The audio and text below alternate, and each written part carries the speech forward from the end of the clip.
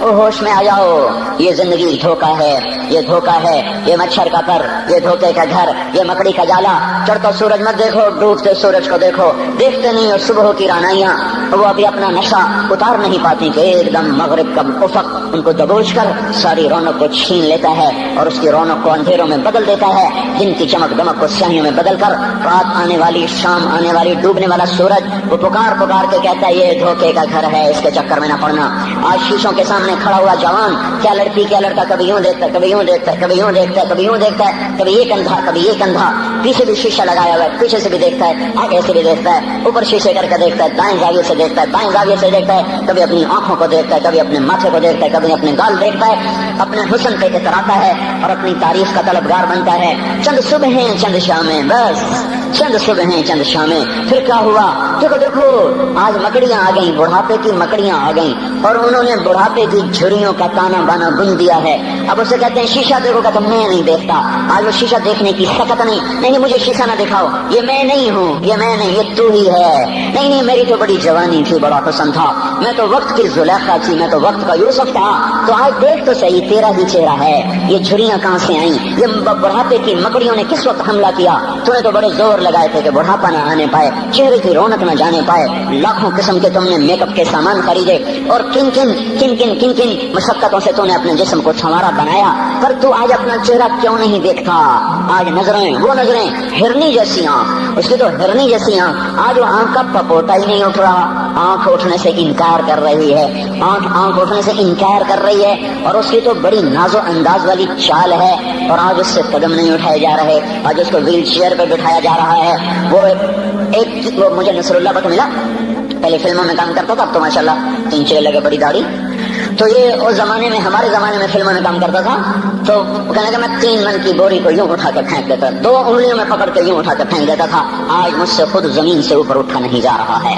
हाँ ये मेरे भाइयों, आने वाली सुबह और शामें वहाँ अपने चेहरे हमें ओपरे नजर आते। नहीं मैं नहीं, तू ही है। मेरी जवानी कहाँ गई? उसे दुनिया खा गई। मेरी रौनकें कहाँ गई? उसे दुनिया ले गई।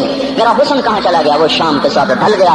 मेरी जवानी कहाँ चली गई? वो ढल गई रात के साथ, शाम के साथ। यहाँ का हर फूल खिलने नहीं पाता कि वो मुरझा जाता है, बाहर आने नहीं पाती कि खिजां के थपेड़े से धक्का देकर दरख्तों को नंगा कर देते हैं। मुस्कुराहटें आ नहीं पाती कि आंसुओं की रिमझिम बरसात शुरू हो जाती है। खुशियां आंगन में कदम पहले रखती हैं और गम आकर उसको धक्का देके वो जाके फेंकते हैं। उनका आना बाद में होता है, गम पहले से आकर एक मार के उठा के वो फेंकता है। कहीं शादियों के नगमे न सुना करो, जाओ रोने वालियों के नौहे सुनो, नाचने वालियों के गाने न सुनो, बैन करने वालियां उन माओं के बैन सुनो जिनके जवान लाल उनकी आंखों के सामने मैयत बन के पड़े होते हैं। उन औरतों के नौहे सुनो जिनके जवान खामिन उनके सामने छोटे छोटे बच्चे छोड़ के जाकर कब्र के का सफर शुरू कर रहे होते हैं। उन बापों के जाकर उनकी गम दास्तानें सुनो मेरे भाइयों, जिनके जो खुद कहते थे या अल्लाह मुझे मौत दे दे, वो बैठा सिसक रहा है और जवान बच्चा कंधों पे उठाकर वो जनाज़ा कब्र में ले जाया जा रहा है। यहाँ के राग न सुनना, धोखा खा जाओगे। यहाँ के होटलों में न जाना, और सब धोखा फरेब है, मुस्कुराहटें धोखा हैं। और यहाँ के होटल वो ईमान को बर्बाद करने के अड्डे हैं। वहाँ न जाना, वहाँ हर चीज मसनूई है। लौट के कब्रिस्तान जाना, शिकस्ता कब्रें, वीरान कब्रिस्तान, टूटी हुई कब्रें, उखड़ी हुई कब्रें और झुकी हुई कब्रें, बोसीदा कब्रें, फंसी हुई कब्रें। हाय हाय, एक कब्र कहेगी मैं भी कबो किसी का सर पर गुरूर था।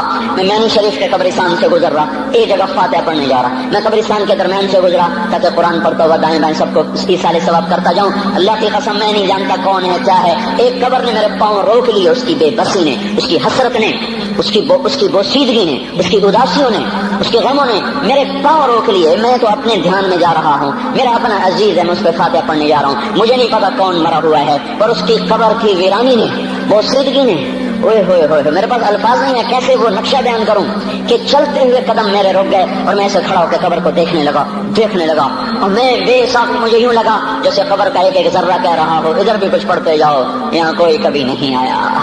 माओ को दफन करने के बाद औलादें भूल जाया करती हैं। माओ की गोद में बरसों खेलने के बाद फिर याद में नहीं रहता कोई मां थी। बाप के कंधे पर बरसों सवारी करने के बाद याद नहीं रहता कोई हमारे लिए घर बना गया था, जमीन छोड़ गया था, जायदादें छोड़ गया था। वो एक मुहर्रम में चले जाते हैं, अगर ये रस्म न होती तो शायद कोई कब्रों पे भी न जाता। अपनी मसरूफियतें جب آدمی خود باپ بنتا ہے باپ بھول جاتے ہیں، جب خود بچی ماں بنتی ہے مائیں بھول جاتی ہیں، جب اپنی دوستیاں بنتی ہیں بھائی بھول جاتے ہیں، کون مرے ہوئے کو یاد رکھتا ہے؟ یہ فنا کی جھوک ہے، مٹ جانے کا مقام ہے، کوئی کسی کو یاد نہیں کرتا۔ حضرت علی نے فرمایا تھا حضرت فاطمہ کو دفن کرنے کے بعد لكل اجتماع من خليلين فرقة وكل الذي قبل الممات قليل۔ آج فاطمہ کو دفن کرنے کے بعد مجھ پر یہ بات کھل گئی ہے، کوئی کسی کا ساتھ نہیں دے سکتا، کوئی سدا سلامت نہیں رہ سکتے۔ ایسی حسین جوڑی بھی آج بکھر گئی، ایسا حسین جوڑا کوئی دنیا میں کہاں سے لائے گا؟ ایسا جمال کوئی کہاں سے لائے گا؟ ایسی جوڑی کوئی کہاں سے لائے گا؟ علی اور فاطمہ کی جوڑی کوئی دکھائے تو صحیح، کوئی نبیوں کے بعد کوئی ایسی جوڑی بنی ہو؟ لیکن آج یہ جوڑی ٹوٹ گئی۔ 24 سال کی عمر میں فاطمہ جدائی دے گئی، 24 برس کی عمر میں جدائی دے کے جا رہی۔ ہاں لیکن بھائی ان کا تو مرنا بھی زندگی تھا۔ پانی کے لیے اپنی خادمہ سے فرمایا میرے غسل کا پانی رکھو، خادمہ نے پانی رکھا، خود غسل فرمایا، پھر اس کے بعد چارپائی کو درمیان میں رکھوایا اور کپڑے پہنے اور فرمایا علی اس وقت کہیں باہر نکلے تھے، فرمایا اب میں مر رہی ہوں، میرا غسل ہو چکا ہے، مجھے دوبارہ غسل نہ دینا، یہی میرا غسل ہے اور علی کو بتا دینا، اور وہ گئی۔ ہاں آپ نے کہا تھا حضرت فاطمہ سے میں جا رہا ہوں، وہ رونے لگی، پھر آپ نے پھر کان میں کہا نہیں تو غم نہ کر، سب سے پہلے تو ہی مجھ سے آ کے ملے گی، پھر وہ ہنسنے لگی۔ حضرت عائشہ رضی اللہ عنہا دیکھ رہی تھی، پہلے روئی پھر ہنسی، تو کہا یہ کیا بات ہوئی؟ کہا مجھے میرے باپ نے کہا میں جا رہا ہوں تو مجھے رونا آیا، تو پھر انہوں نے فرمایا تو غم نہ کر، سب سے پہلے تو ہی مجھ سے آ کے ملے گی، تو پھر میں خوش ہو گئی۔ باپ کے جانے کے صرف 6 مہینے کے بعد ابا سے ملاقات ہو گئی۔ تو حضرت علی فرما رہے ہیں آج دیکھو دیکھو ان افتقادی فاطمہ بعد احمد دلیل علی اللہ یدوم خلیل۔ آؤ آؤ دیکھو دیکھو، میں نے انہی ہاتھوں سے محمد مصطفیٰ کو قبر میں اتارا تھا، آج انہی ہاتھوں سے میں نے فاطمہ کو اتار دیا۔ آج مجھ سے دنیا کا دھوکہ کھل گیا ہے، مجھے پتہ چل گیا ہے کہ یہاں کوئی دوستی سلامت نہیں رہ سکتی، کوئی گھر آباد نہیں رہ سکتا۔ کل بیت وان طالت سلامتها یوم ستدرکہ النکباء والحباب۔ او میرے بھائیو، کوئی گھر کتنا آباد رہے سلامت رہے، ایک دن آتا ہے کہ مکڑی کے جالوں کے سوا وہاں کچھ نہیں ہوتا، ہواؤں کی سنسناہٹ کے سوا وہاں کچھ نہیں ہوتا۔ اللہ کا واسطہ دیتا ہوں فیصلہ آباد سے دھوکہ نہ کھاؤ، اس کے بازاروں سے دھوکہ نہ کھاؤ، ہوش میں آؤ، ہم غلط جا رہے ہیں۔ اور میرے بھائی اگر مر کے اللہ کے پاس جانا ہے تو اس زندگی سے واپس آؤ، واپس آؤ، میں اللہ کا اس کے رسول کا واسطہ دیتا ہوں۔ اگر مر کے کہیں اور چلے جانا ہے، اگر مر کے اللہ کے پاس نہیں جانا یا اللہ کے رسول کا سامنا نہیں ہے، جو مرضی کرو، پھر ہم بھی چھوڑیں، اب ہمیں بھی کچھ سمجھاؤ، ہم کیوں گول گول کے گلے کی ایک ایک رگ میں درد اتار بیٹھے؟ گھر چھوڑ چھوڑ چھوڑ چھوڑ، سارا وجود ہڈیوں میں درد اتر گیا ہے، تو کوئی ہمیں بھی راستہ بتاؤ کہ یہ راستہ ہے، اس پہ موج میلہ بھی ہوگا، اللہ بھی نہیں ملے گا، آؤ ہم سب تم کر ہم بھی مل کر تمہارا ساتھ دیں۔ ہم کیوں ایسے کھاری اٹھائے ہوئے در در کی ٹھوکریں کھاتے کر رہے ہیں؟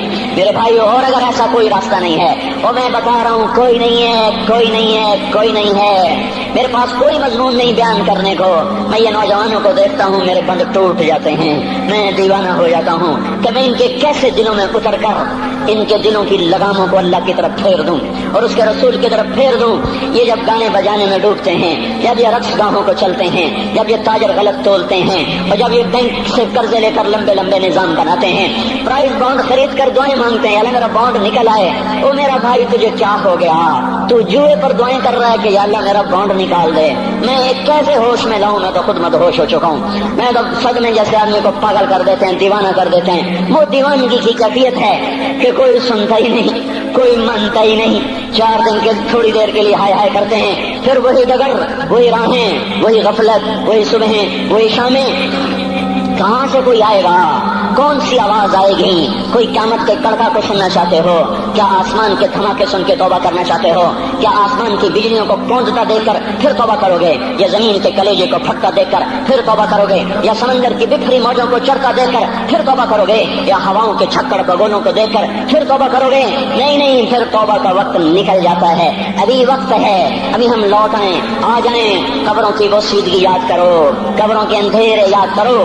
اور میں آپ کو سنا رہا تھا، اس قبر نے مجھے روک لیا، اس کی ایک ایک مٹی کے ذرے نے مجھے کہا کچھ ادھر پڑھ دو، یہاں کوئی نہیں آیا۔ ہاں کوئی نہیں آیا کرتا، کوئی نہیں آیا کرتا، یہاں علی فاطمہ جدا ہو گئے، باقی کون ہمیشہ رہ سکتا ہے؟ اور جب جدائیاں ہوتی ہیں پھر کیا ہوتا ہے؟ كأن لم تكن بيني وبينك خلة ولا حسن ود مرة في التبادل۔ پھر ایسا ہوتا ہے جب جدائیاں ہو جاتی ہیں پھر یوں ہوتا ہے کہ جیسے کبھی کوئی آیا ہی نہ تھا، کوئی مل بیٹھا ہی نہ تھا، کوئی ماں نہ تھی، کوئی باپ نہ تھا، کوئی بھائی نہ تھا، کوئی سنگی نہ تھا، کوئی ساتھی نہ تھا. اس طرح انسان بھلا دیتا ہے اپنے جھمیلوں میں گم ہو کر، ہنسی مذاق میں گم ہو کر. میں اس قبر میں کھڑا پڑھتا جا رہا ہوں، پڑھتا جا رہا ہوں، پڑھتا جا رہا ہوں. اس کا کتبہ ٹیڑھا ہو چکا ہے زمانے کی گردش نے اور ماضی کے بے رحم گردش نے اس کے سارے کتبے کو کالا کر دیا تھا.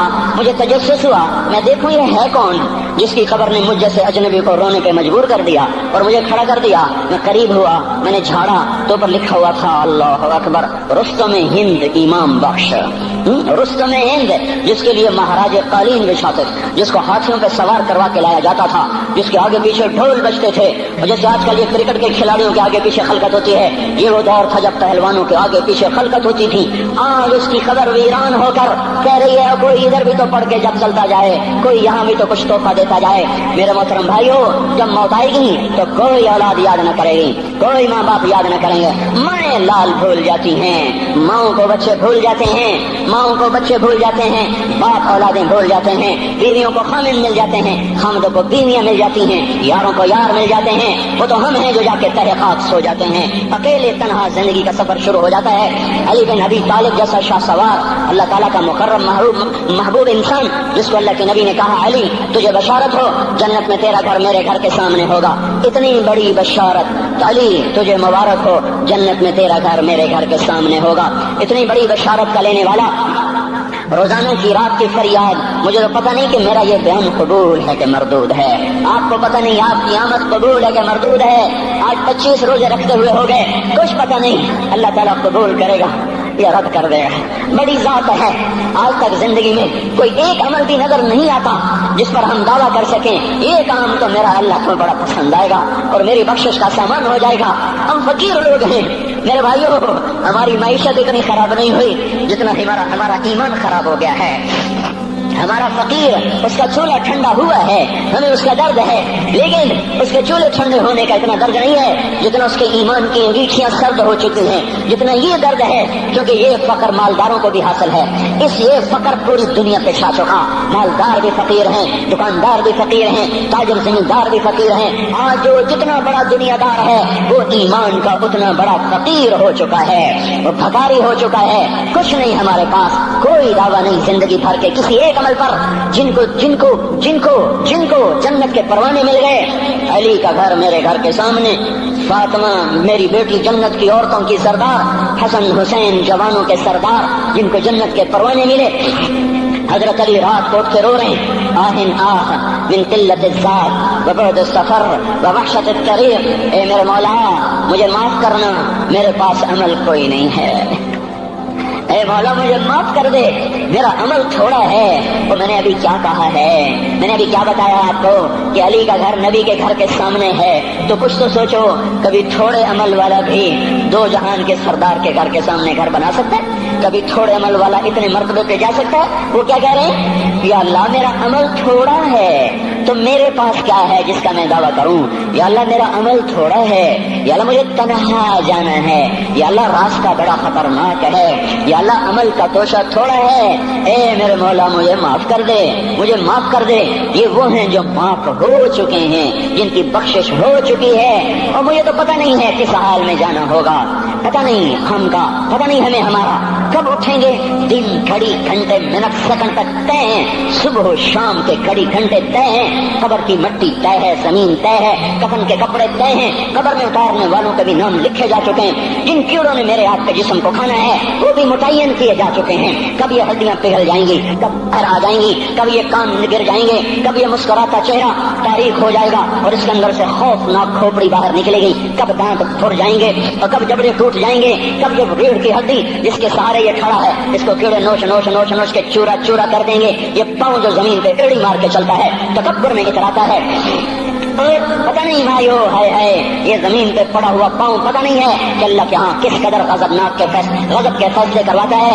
ہاں ایک دن آئے گا یہ ایڑیوں کو کیڑا کھائے گا، اب ایڑی مار کے دکھا، اب ایڑی مار کے دکھا، سارا وجود مٹی ہو جائے گا.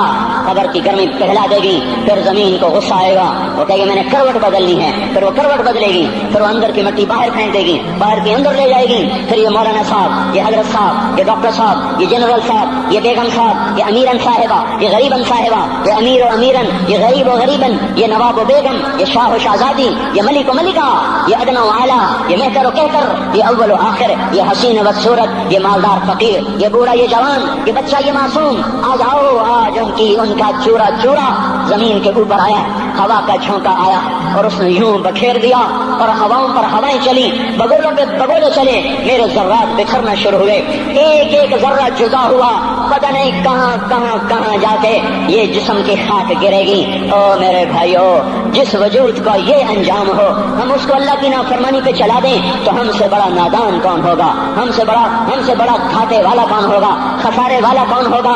اللہ کی رحمت کا در کھل چکا ہے، جنت کے دروازے کھلے ہیں، دوزخ کے دروازے بند ہیں۔ ایک فرشتہ کہہ رہا ہے بھلائی کے کرنے والے آگے بڑھ، تجھے مبارک ہو۔ دوسرا فرشتہ کہہ رہا ہے برائی کے کرنے والے بس کر جا، واپس آ جا۔ اللہ پہلے آسمان پہ اپنے عرش کے ساتھ، لاؤ لشکر کے ساتھ وہ اعلان کر رہا ہے کوئی توبہ کرنے والا، ہے کوئی بخشش مانگنے والا، ہے کوئی مجھ سے لینے والا، هل من سائل، هل من مستغفر، هل من تائب، ہے کوئی تائب، ہے کوئی گناہوں کی بخشش چاہنے والا، ہے کوئی مجھ سے مانگنے والا۔ میرے بھائیو، آج آخری جمعہ ہے، حجۃ الوداع ہے، جمعہ کا دن ہے، رحمت الہیہ ٹوٹ ٹوٹ کے اتر رہی ہے، پر ہے میں کیا کروں، اس رحمت سے بھی 4 آدمی اب بھی محروم ہیں، اب بھی محروم ہیں۔ شراب پینے والا اب بھی محروم ہے، اس پر جمعے کی رحمت کا کوئی ایک قطرہ بھی نہیں گر رہا۔ شراب تو کوئی پیتا، تو خیر بہت پینے والے ہو گئے، لیکن اگلی وبا بڑی عام ہے، ماں باپ کا نافرمان، اس کے لیے جمعے کی رحمتوں میں کوئی حصہ نہیں، ماں باپ کے نافرمان کے لیے شب قدر کی بخشش میں کوئی حصہ نہیں، ماں باپ کے نافرمان کے لیے رمضان کی بخششوں میں کوئی حصہ نہیں۔ روزانہ 10 لاکھ آدمی دوزخ سے نجات پا رہے ہیں، ہر رات میں اللہ 10 لاکھ دوزخیوں کو جنت کے فیصلے سنا رہا ہے، لیکن ماں باپ کا نافرمان اس رحمت سے بھی محروم ہے۔ وہ اتنی بڑی رحمت کے دریاؤں پہ کنارے کھڑا ہو کر یہ پیاسا ہے، کناروں میں کھڑا ہو کر پیاسا ہے، پانی میں کھڑا ہو کر یہ خشک ہے، اسے کچھ نہ ملا۔ اکثر نوجوان بیٹھے ہیں، وہ اگر ماں باپ زندہ ہیں آج ان کے پاؤں پکڑ لو، ان کو منا لو، ماؤں کی دعائیں تمہیں وہاں لے جائیں گی جہاں ڈالر پاؤنڈ نہیں لے جائیں گے، اور ماں کی ہائے اللہ کا عرش ہلا کے رکھ دیتی ہے۔ اگر یہ دنیا جزا سزا کی جگہ ہوتی تو جب ماں باپ تنگ آ کر ستائے ہوئے ہائے کرتے ہیں تو اللہ کی قسم ہمارا پہاڑ بھی ریزہ ریزہ ہو جاتا، زمین پھٹ جاتی، آسمان ٹوٹ جاتا۔ جب دودھ پلانے والیوں کو ماں اولادیں آنکھیں نکال کے بولتی ہے، جب دودھ پلانے والیوں کو اولاد ڈانٹ کے رکھ دیتی ہے، تمہیں کیا پتا، چپ کرو، بکواس نہ کرو۔ ابھی چند دن پہلے میں نے ایک لڑکی کو سنا، اپنی ماں کو کہہ رہی تھی بھوک نہیں، اور اس کی ماں کے موٹے موٹے آنسو گر رہے تھے، اور ماں کا بھوک نہیں، اور اتنے بڑے آنسو گر رہے تھے۔ خاموش فریادیں، میں بد دعائیں نہیں دیا کرتی، پر یہ آنسو کہاں جائیں گے، اس لیے تو میں کہتا ہوں حکومت کو برا کیوں کہتے ہو؟ فوج گندی، جرنیل گندے، پولیس گندی، واپڈا گندی، اس کا مطلب یہ ہے کہ پاکستان کو ڈبونے والی صرف حکومت پاکستان ہے۔ نہیں، یہ بات غلط ہے، میں بھی ڈبو رہا ہوں، آپ بھی ڈبو رہے ہیں، جو ماں کو غراتے ہیں، جو باپ کا گریبان پکڑتے ہیں، کہتے تو میرے واسطے کی بنایا ہے، تو میرے واسطے کی کیتا ہے، بیٹا باپ سے کہہ رہا تو میرے واسطے کی کیتا ہے، تو میرے واسطے کی بنایا ہے۔ اللہ کی قسم، اور میرے بھائیو، اگر یہ جزا سزا کا جہان ہوتا، زمین اس کو قارون کی طرح نگل جاتی۔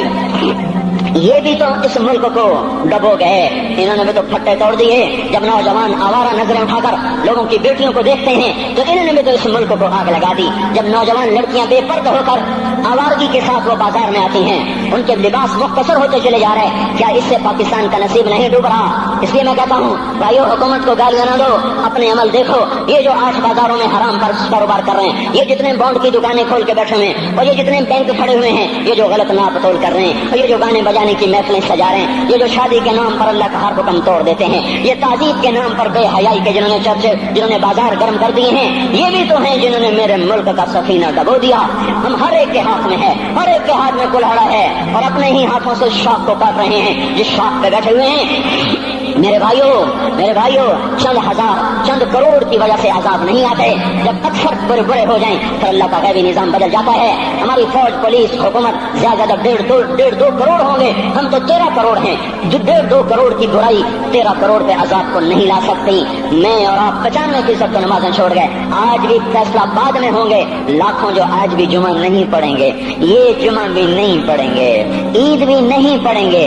لاکھوں اسی میں ہوں گے جنہوں نے ایک روزہ نہیں رکھا ہوگا, جنہوں نے ایک نماز نہیں پڑھی ہوگی. کیا یہ نہیں ہے میرے سفینے اور آپ کے سفینے میں سوراخ کرنے والے؟ کیا صرف فوج ہے یا پولیس ہے یا وفد ہے یا بیوروکریسی ہے یا افسر شاہی ہے؟ ہمارے ہی تو بھائی ہیں, وہ میرے آپ کے بھائی ہیں. ان کے لیے دعا کرو, اللہ پہ چھوڑ دو. جانتے نہیں ہو سب سے شدید عذاب ظالم حکمران کو ہوگا. حضرت حسن بصری فرماتے ہیں اگر تمہارا دشمن اللہ کا نافرمان ہے تو بدلہ لینے کی نیت چھوڑ دو, اللہ خود ہی کفیل بن جائے گا.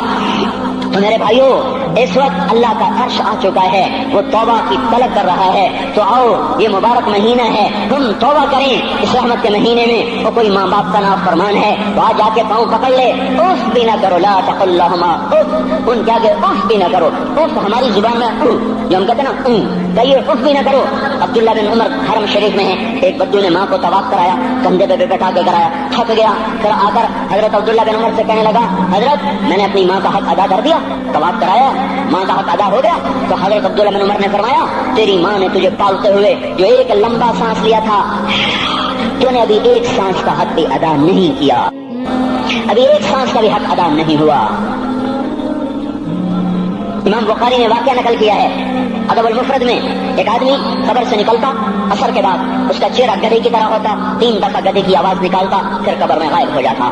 تو جو اس حدیث کے راوی ہیں, اس واقعے کے راوی ہیں, وہ کہتے ہیں یہ کیا چکر ہے؟ کہ یہ شخص شرابی تھا, شراب پیتا تھا. اس کی ماں روکتی, بیٹا شراب نہ پیا کر, تو یہ کہتا تھا کھوتے کی طرح بزنک بکواس کیا کر, کھوتے کی طرح ہینگتی رہتی ہے, گدھے کی طرح ہینگتی رہتی ہے. جب یہ مرا, جس دن سے مرا ہے یہ اس کے ساتھ ہو رہا ہے, قبر پھٹتی ہے, یہ نکلتا ہے اور گدھے کے چہرے کے ساتھ 3 آوازیں نکال کر پھر قبر میں داخل ہو جاتا ہے. تو میرے بھائیو اکثر نوجوان بیٹھے ہو, آج بدقسمتی ہے, آج کے سکول وہ علم نہیں سکھا رہے, وہ تو پیسے کما رہے ہیں, وہ 2 + 2 4 سکھا رہے ہیں. کون بتاتا ہے ماں کسے کہتے ہیں, کون بتاتا ہے باپ کیا ہے؟ ماں باپ نہیں بتاتے تو استاد کیا بتائیں گے, اسکول کیا بتائیں گے؟ ہماری بدقسمتی ہے کہ ہماری نسل کیبل میں مبتلا ہو گئی اور وہ ڈش میں پھنس گئے اور وہ انٹرنیٹ میں پھنس گئے. ہے انہیں اپنے اقدار بھولے, انہیں اپنی تہذیب بھولی, انہیں اپنی منزل بھولی, دنیا کے چسکوں میں لگ کر گم ہو گئے. اور یہی سب کچھ نہیں ہے. تو میرے بھائیو یہ موقع ہے آج, یہ موقع ہے آج, کوئی ہے تو توبہ کرے. تیسرا آدمی جس کی آج بھی بخشش نہیں ہے وہ ہے جو دل میں کسی کے لیے ویر رکھتا ہو, ویر, بغض,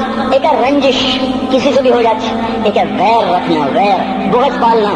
اللہ تعالیٰ اس کو آج بھی نہیں معاف کرے گا.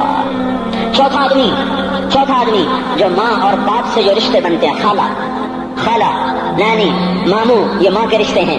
جو باپ سے رشتے بنتے ہیں, چاچا, دادا, چاچا, پھوپھی, جو ان رشتے داروں سے, ان کی اولادوں سے جو بدتمیزی کرتا ہے اور برا سلوک کرتا ہے, اس کی رمضان میں بھی کوئی بخشش نہیں ہے. میرے بھائیو اگر اس مجمع میں ایسے لوگ ہیں, اللہ کرے کوئی بھی نہ ہو, اور اگر ہیں تو آج توبہ کر کے اٹھو, آج اللہ کو منا لیں, کیونکہ دربار بڑا سنگین ہے, ہولناک ہے. عمر جیسا آدمی جس کے اسلام لانے پر جبریل آ گئے, یا رسول اللہ آپ خوش ہو رہے, عمر کے اسلام پہ خوش ہو رہے ہیں؟ ہاں. تو جبریل بولے یا رسول اللہ آسمان کے فرشتے بھی خوش ہو رہے ہیں, آسمان کے فرشتے بھی خوش ہو رہے ہیں. یہ وہ عمر ہے. عرفات کے میدان میں آپ نے فرمایا اس وقت میرا اللہ میرے صحابہ پہ فخر کر رہا ہے, اور عمر بن خطاب پہ خاص طور پہ فخر کر رہا ہے. یہ وہ عمر ہے. آپ نے فرمایا میرے بعد کوئی نبی ہوتا تو عمر ہوتا, یہ وہ عمر ہے. آپ نے فرمایا میرے 2 وزیر زمین میں, 2 آسمان میں, ابو بکر, عمر میرے زمین کے وزیر, جبرائیل, میکائیل میرے آسمان کے وزیر. اور ایک دفعہ مسجد میں داخل ہوئے, آپ کے دائیں طرف ابو بکر تھے, بائیں طرف عمر تھے. تو آپ نے فرمایا جب قیامت کا دن ہوگا تو اس طرح ہم قبروں سے اٹھیں گے, میرے دائیں طرف سے ابو بکر اٹھے گا, میرے بائیں طرف سے عمر اٹھے گا. یہ وہ عمر ہے. 22 لاکھ مربع میل میں اسلام پھیلایا. کتا بھی کہتے تھے ہائے کوئی کہاں سے ایسا عدل لائے گا. مدینے کی مسجد میں بیٹھ کے روتے تھے کہ یا اللہ فرات کے کنارے, دجلہ کے کنارے کوئی کتا بھی پیاسا مر گیا تو پکڑ تو عمر کی ہوگی. یہ وہ عمر ہے. رات کو گشت میں نکلے اپنے غلام اسلم کو لے کر, ایک بدو بڑھیا, بچے رو رہے. انہوں نے کہا بڑھیا کیا کر رہی ہے, یہ بچے کیوں رو رہے ہیں؟ کیا یہ بھوک سے رو رہے ہیں؟ کہا ہانڈی میں کیا ہے؟ کہا کچھ بھی نہیں ہے، پانی رکھا ہوا ہے صرف، کیونکہ گھر میں کچھ نہیں ہے، تو ان کو بہلا رہی ہوں کہ روتے روتے سو جائیں گے۔ پھر اس نے کہا عمر اور میرا فیصلہ اللہ کے دربار میں ہوگا۔ تو عمر پر کب کبھی تاری ہوگا، آنسو بہ پڑے، فرمانے لگے عمر کو تیرے حال کی کیا خبر؟ تو اس نے کہا تو ہمارا خلیفہ کیوں بنا ہے؟ اگر ہمارے حال کی خبر نہیں رکھتا تو ہمارا بادشاہ کیوں بنا ہے؟ ہمارا خلیفہ کیوں بنا ہے؟ اللہ کے ہاں گریبان پکڑ کے عمر کا، اسی وقت بھاگے، بیت المال سے کھانا نکالا، سامان نکالا، بوری میں بھرا۔ ان کے غلام نے کہا میں اٹھاؤں؟ کہ قیامت کا بوجھ بھی میرا تو ہی اٹھائے گا۔ اپنے کندھے پہ رکھا 22 لاکھ مربع میل کا حکمران، جس کے گھوڑے کے سامنے بڑے بڑے تھر تھرا جائیں، کندھے پہ بوری کو رکھا، بھاگے، پہنچے، پنیر نکالا، کچھ گندم نکالی، کچھ گھی نکالا، اس کو آگ پہ چڑھایا، لکڑی میں لکڑیاں لگائیں اور دھواں، اور اس میں پھونکے مار رہے، لکڑیاں گیلی اور وہ جلنے نہیں، دھواں اترا۔ تو ان کے غلام اسلم کہتے تھے میں دیکھ رہا تھا کہ دھواں حضرت عمر کی گھنی داڑھی میں سے یوں نکل کے آنکھوں کو چڑھ رہا، ناک کو چڑھ رہا، اور وہ اس میں پھونکتے رہے یہاں تک کہ آگ جلی۔ پھر کھانا خود تیار کیا، پھر پلیٹ میں ڈال بچوں کو دیا، پھر ان کو بیٹھ کے دیکھنے لگے۔ اسلم نے کہا چلے اٹھیں؟ کہا نہیں، ان کو روتا دیکھا ہے، ان کو ایک دفعہ ہنس کا دیکھ لوں پھر اٹھوں گا۔ یہ وہ عمر ہے، یہ وہ عمر ہے۔ ایک بدو آیا، رات کو گشت میں نکلے، وہ باہر اس کا خیمے کے باہر پریشان بیٹھا۔